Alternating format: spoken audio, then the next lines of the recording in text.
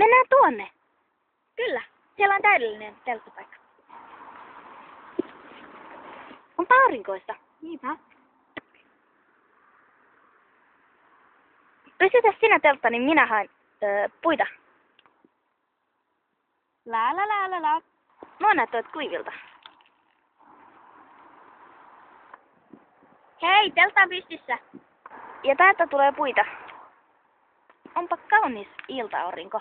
Minua väsyttää. Mennäänkö kohta nukkumaan? Voisihan sitä mennä. Koskakohan ruoka on valmista? En tiedä. Varmaan ihan kohta. Oli hyvä ajatus tulla tänne telttailemaan. Niin. Nuotiokin pirisee niin mukavasti. Niin. Olipa ruoka maittava. Niinpä. Mennään telttaan. Ihanaa. Ruvetaan nukkumaan. Joo.